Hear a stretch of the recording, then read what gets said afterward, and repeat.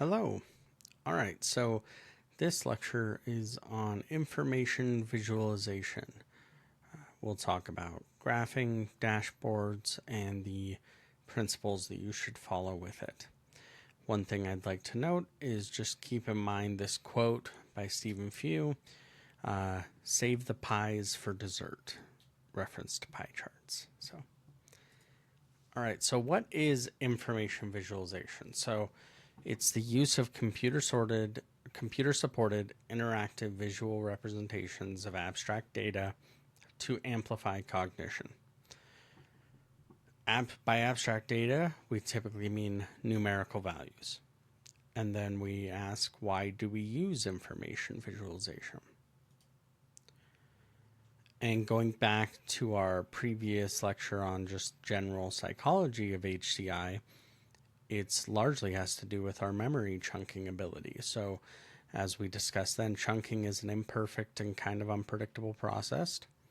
Even the chunk measurement, 7 plus or minus 2, what is the unit of that? Is that I can remember 7 numbers?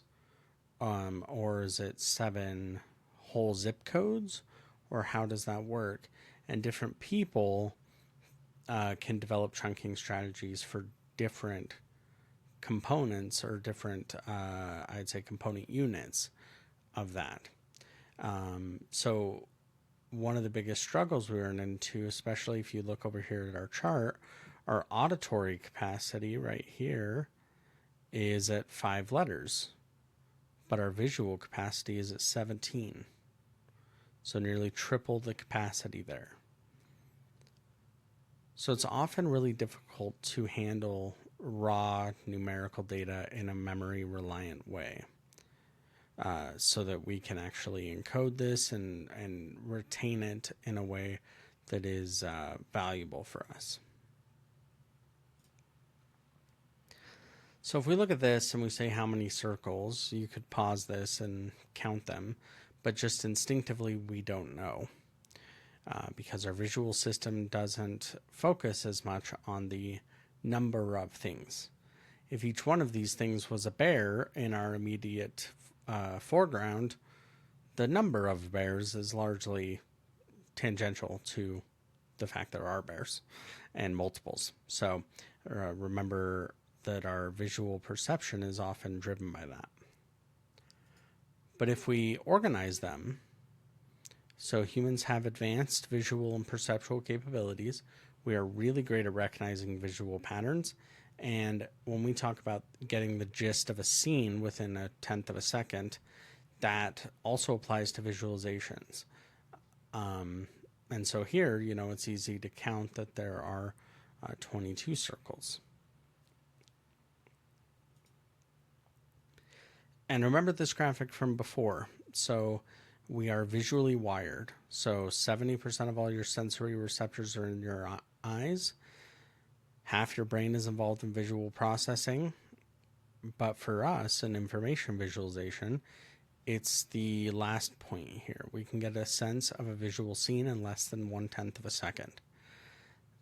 So if we're trying to interpret what data means, we can have a list of data and stare at it and probably get some understanding over a larger period of time, or we can build a visualization and get the same processing power in a tenth of a second. So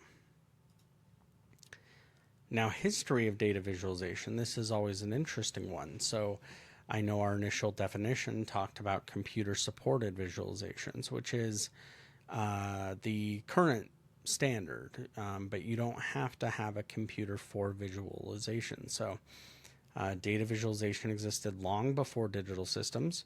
Humans have been using visual storytelling of many types for millennia.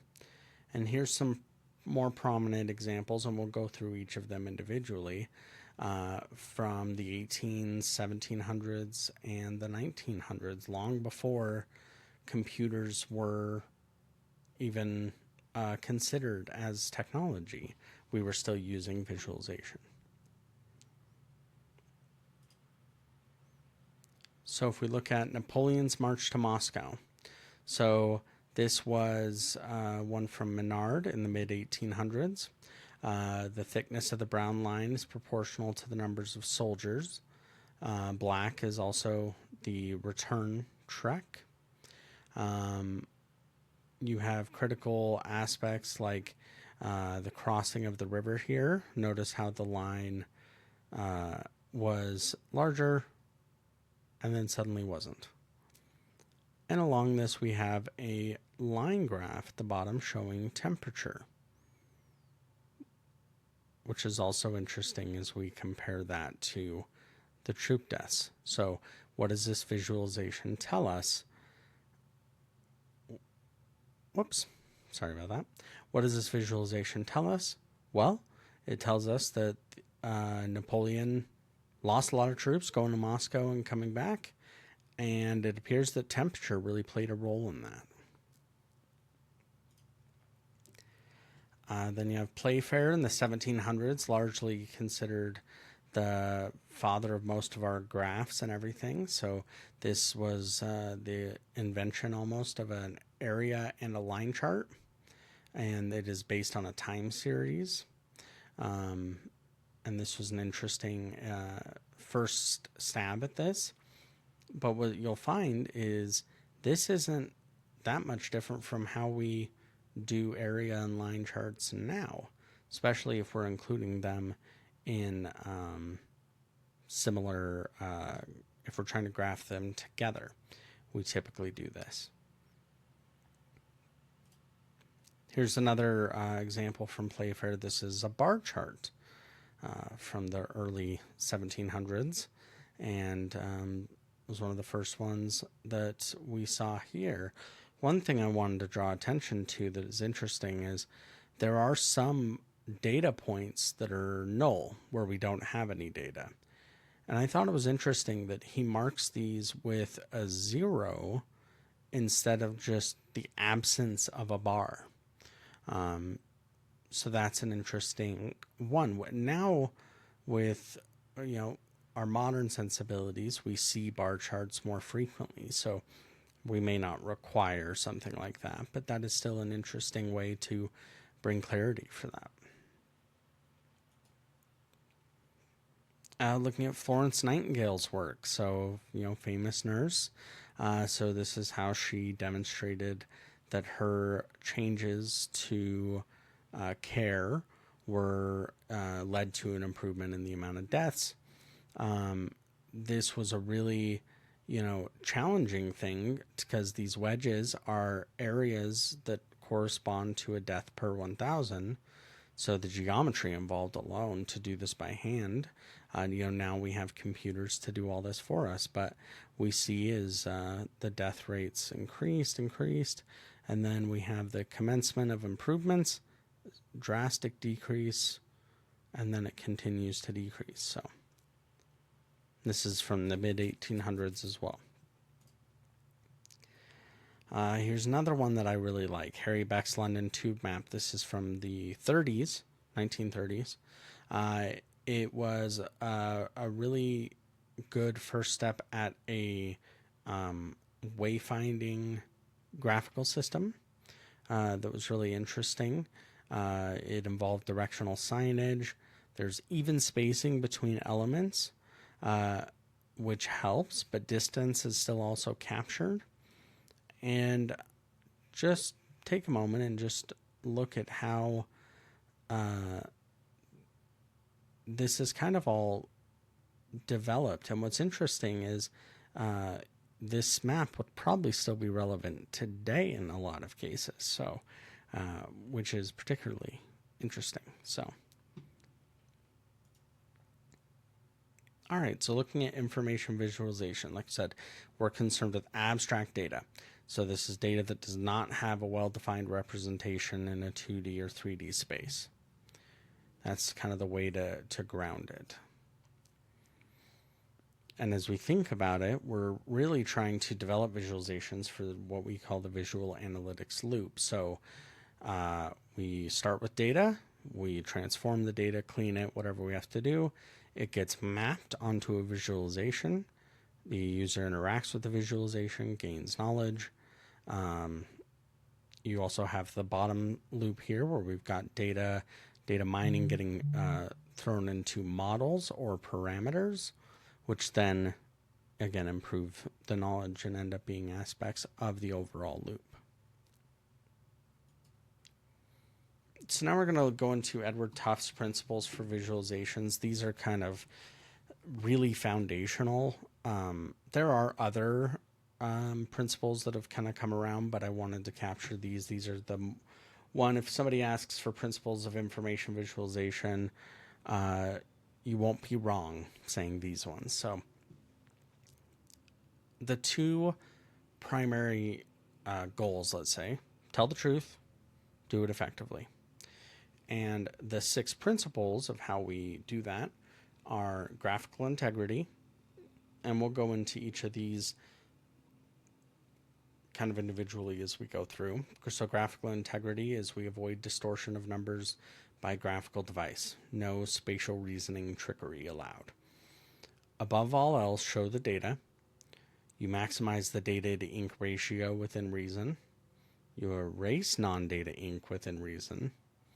Then you erase redundant data ink, and you're continually revising and editing. Notice how this also fits in with a lot of our design thinking processes of iteration and evaluation. So graphical integrity. It's the image quality in this isn't great. This thing's from 1978 and probably been reproduced in PowerPoints and on the internet thousands of times.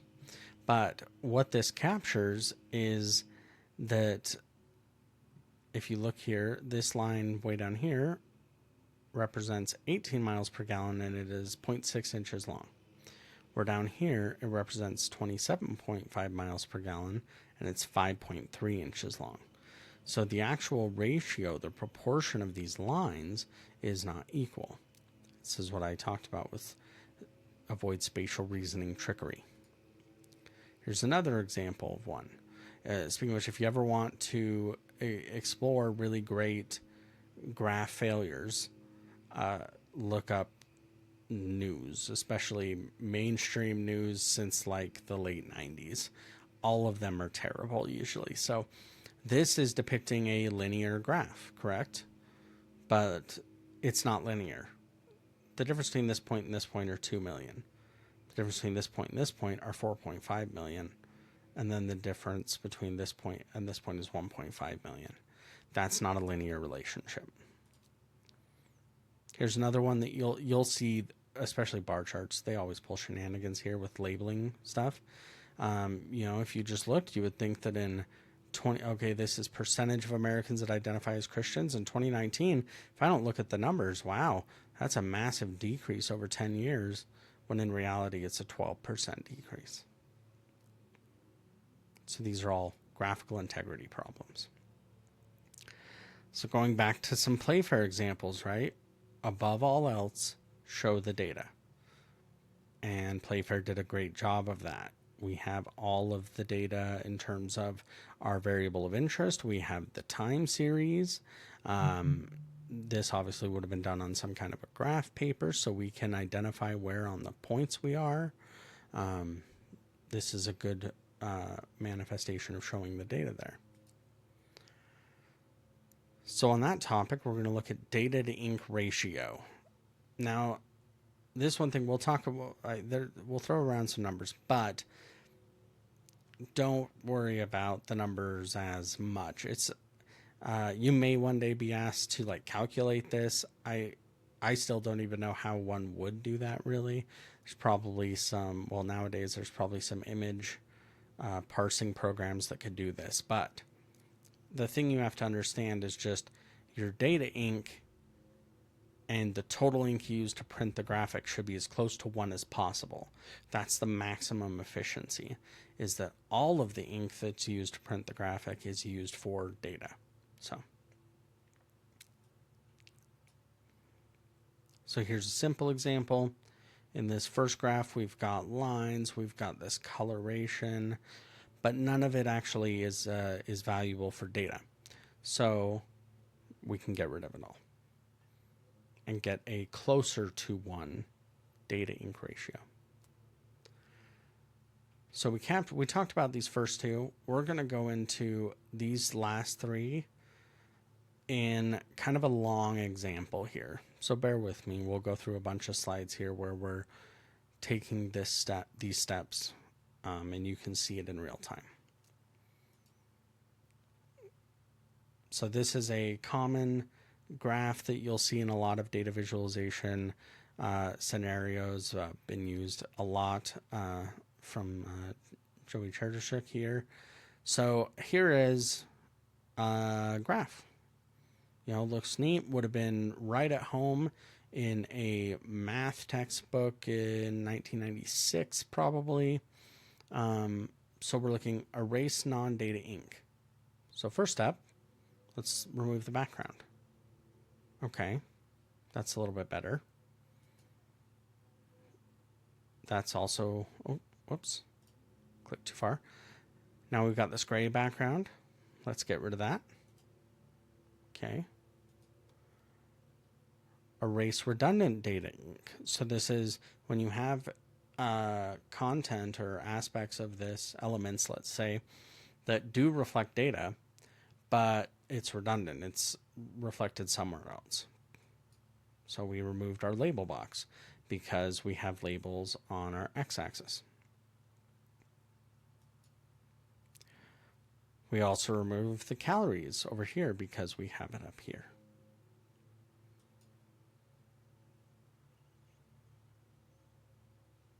Look at that. Whoops. Sorry about that. Okay. And then we removed type of food because it is assumed, again, that our users will know what these things are. Okay. Then revise and edit. What about removing borders? Yeah, we don't need that border. We don't need the border around the graph. We have these lines. Don't need those vertical borders. Don't really need the horizontal borders. A little bit more valuable than the vertical ones, right? Because we're talking about categorical variables here. Reduce colors. So this is one you will see a lot. So if this is your variable of interest, is bacon, pop it out. Also in modern dashboarding, which we'll get into those tools in a little bit, you can typically look at, if you click an item, it will usually do what's called brushing, where it will pop out that and any of its implications. Remove special effects. This has a drop shadow in it, as well as the three-dimensional edge bordering. So we take all that away because we don't need that. Lighten the labels. This is, we're getting here into what I would consider still relevant from like a reducing the cognitive load, but we're not necessarily in the critical tasks anymore. These are more, okay, things we can do to make this easier to look at. Lighten the lines, so they're still there, but they don't interfere with the data. Or we can remove the lines completely.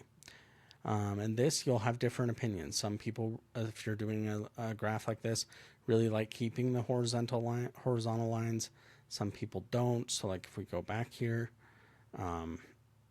if you didn't have the line, would you be able to figure out pizzas at 300? Yeah, you'd probably get close, but you're eyeballing it. So might not be as accurate. Then you can do direct labeling. This is can be a valuable feature, but is still a little bit novel. We'll talk about that in a little bit, but you can get rid of an axis and just directly label it with the title. So we started with this, ended with something like this, and see just how much less ink there is that is not related to the data.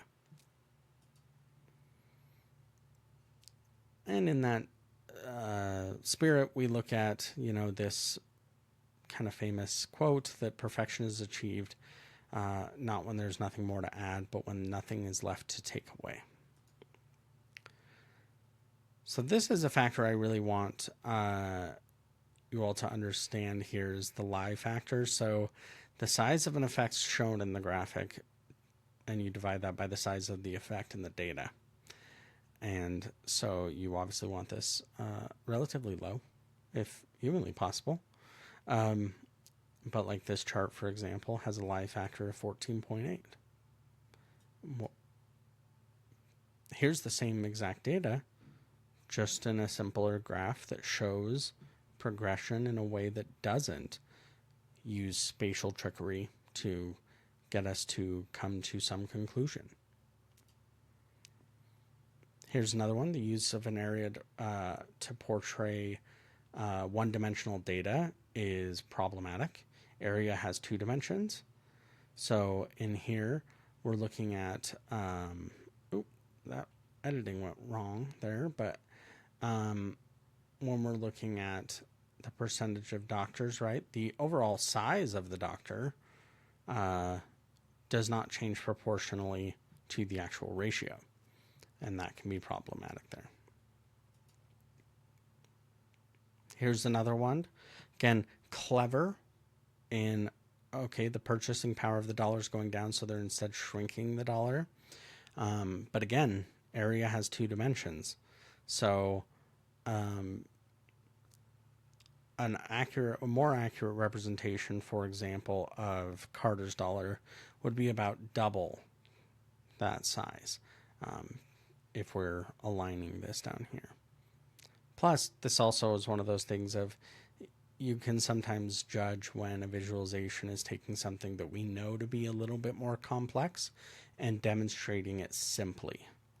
It could be that the graphic artist or the visualization designer came up with an incredibly novel and groundbreaking way of demonstrating this, but typically something like this, purchasing power of the dollar, that's a fairly complex data point that involves a lot of different factors, so you probably can't represent it fairly just in 2 dimensions either. So when we look at information visualization generally, right, going back to that, it's about communicating data. So we have specific elements. You'll have graphs, charts, implications, so you can have curves or trend lines. You're trying to tell a story with the data. It needs to be simplistic, so you want to avoid 3D or flashy traits like what we looked at with the reducing data ink process. You know, you want to get rid of shadows and those things that aren't necessary. Avoid relative comparisons if the details matter. So we're going to go back briefly to the very first comment about pies are for dessert. As a general rule of thumb, there is no instance where a pie chart is the best way to tell the story for your data, unless you're trying to be tricky. Now, there may be some differences, but typically a pie chart, as humans, we are very, very bad at relating spatial objects to each other in a way of assessing an area. We're not good at that. Anybody who's, gone through geometry and trigonometry understands that measuring the area of these shapes can be kind of tricky. And what it does is it drives a relative comparison, but you may not be trying to find a relative comparison. And so what's really tricky with pie charts is just that our brains don't understand them ever in a way that makes sense when we consider the data. Now, there's some novel cases where you have, like if we go back to the Nightingale example, it's not a pie chart per se, but it's representing area in a relative way, but it's doing it across multiple dimensions. Or sometimes you'll see donut charts, which can be better than a pie chart, but still the problem we always run into is generally you don't want to do that. So If you never used a pie chart again for the rest of your life, odds are your users or whoever you're presenting to, etc., would better understand things. Now, you'll get some pushback on this. Some people really love pie charts. That's great. They're wrong. But it is something to be aware of.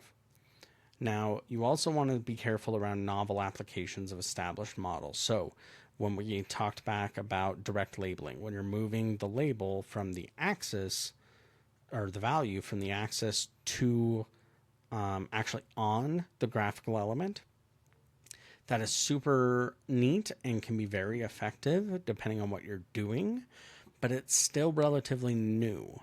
So it is not always what we'll look at. Recall that percentage of folks, of Americans that are Christian graph, right? We immediately saw the columns. It took a few seconds to see the numbers.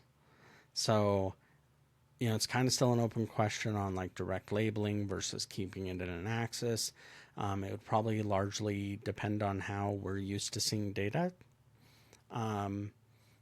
Also, if you're doing a totally novel way of visualizing data, you should probably try to rely on skeuomorphism or realistic designs.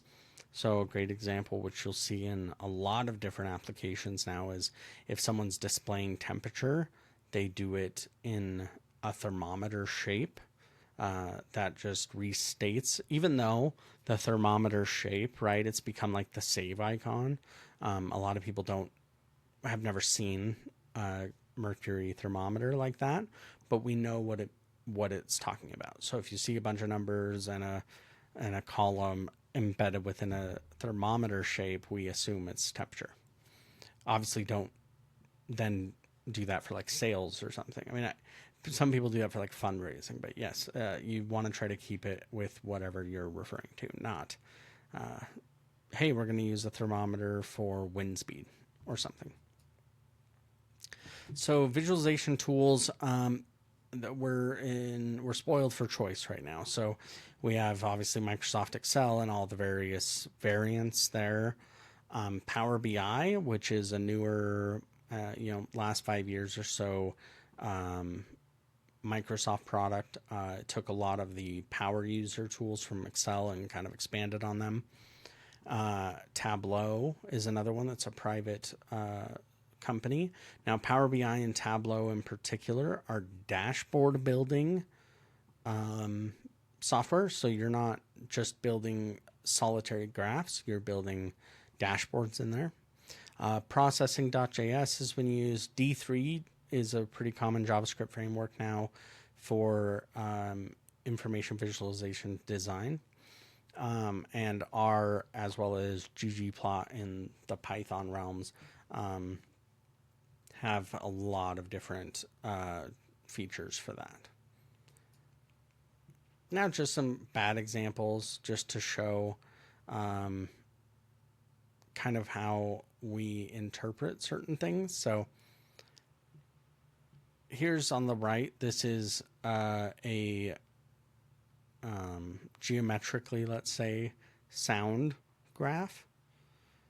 On the left here, we see this shenanigans. Please don't do this. Or here's one. This is an interesting one. So go ahead and pause it and take a second to look at this and see if you can identify what it is. And I'll be totally honest, the first time I looked at this, I couldn't find the problem either. So I'm going to wait for a second and just see. Okay, so if you took some time, what I see that's wrong are a couple things. First of all, customer loyalty outscored all the competition. This is a nitpicky thing. Red typically means bad in my thinking, so, but this seems to be describing data that I would assume is good. And so that's one change I would make. But the other change, the one I missed, bar charts should always start at 0. And none of these do.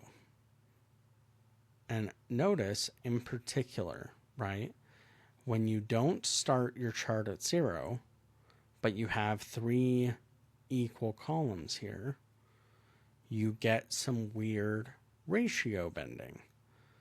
Compare Microsoft AS versus MIS Alia up here. Look at how close they are versus up here, because that difference is exaggerated. So that's another one. Here's some other resources if you're interested. This is a really neat course from Rutgers that that professor actually put a lot of his lectures up, which is really neat. Some open source textbooks. These are fully available online and are both really great. Also, Colin Ware's book on information visualization is kind of my go-to in InfoVis. It goes super in depth in not just data structures, but also the psychological and perceptual systems. There's a really great takeaway on visual processing in that book. And then Tableau Public. So this is one I especially want everybody to look at, so much so that we're going to kind of explore it together in just a minute. So I just wanted to thank everybody, and a huge thanks to Dr. Katrin Verber and Dr. Ansem Spuri for inspiration from their course materials. A lot of us professors, folks that are teaching this stuff, we're all standing on the shoulders of giants and, again, reproducing Playfair's graphs from the 1780s a million times. So it's great when those are available for us to take inspiration from and use. Okay, so really quickly, looking here at this. This is Tableau Public. I'm just going to size this up to the screen width. So I strongly recommend exploring this a little bit. So there are a ton of different visualizations here. You can open these up and use them. To the point, I'll open up several here just kind of randomly. And we will just kind of take a look at these.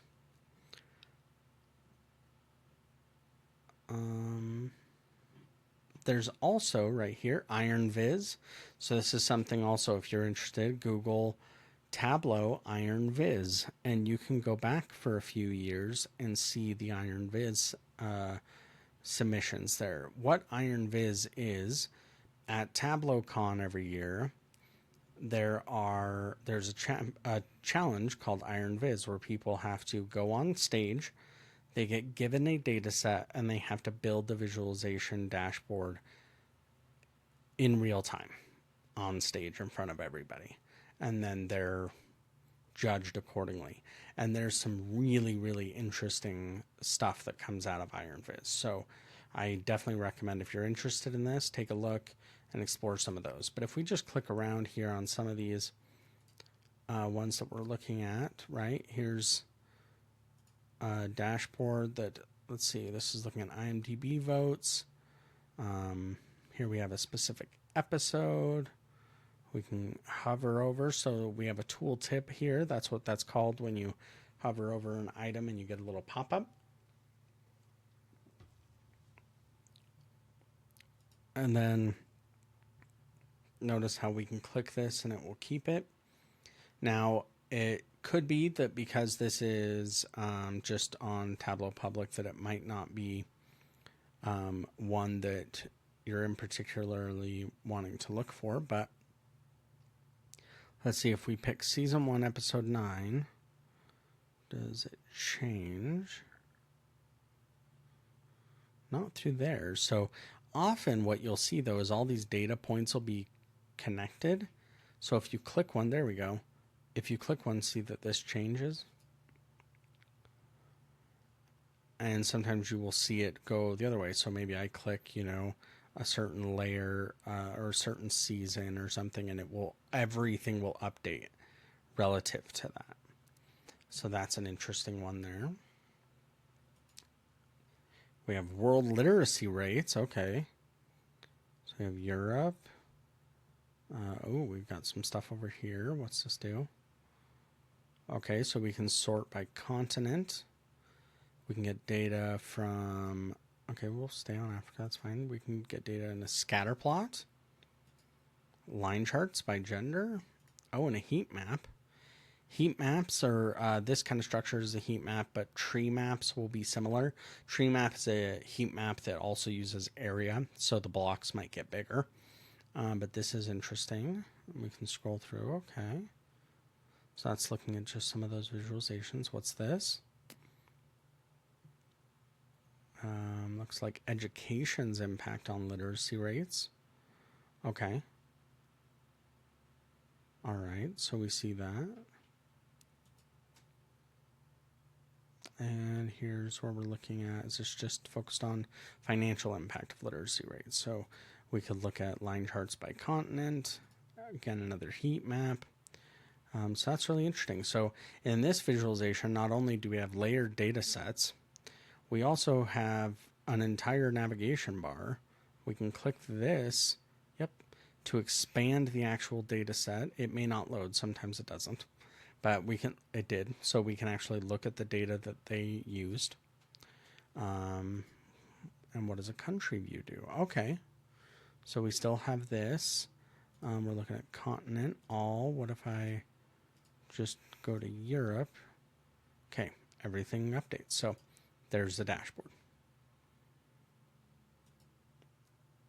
Okay, and then we have internet access across the world. Okay, so got countries. Looks like we got kind of little icons based on each country. We have percentages, color variant there. We're looking at them by region. What if we look at them by income group? Okay, everything changes there. All right. Looks like we can pick years. Oh, and everything does. So that's that brushing effect I spoke of. So that's a neat one there. And then, oh, this is just a marketing campaign efficiency. So this is more of a standard business dashboard that you can see here. Oh, here's an interesting, these are like these hex plots that are interesting area plots. Now this one doesn't seem as interactive, really. We have ROIs. If I click New York Blast,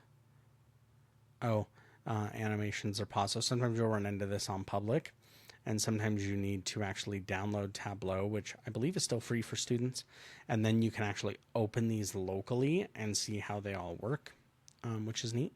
So that is kind of how you use Tableau. Power BI also has similar options that you can search for and kind of see, take some inspiration of. Information visualization is incredibly creative.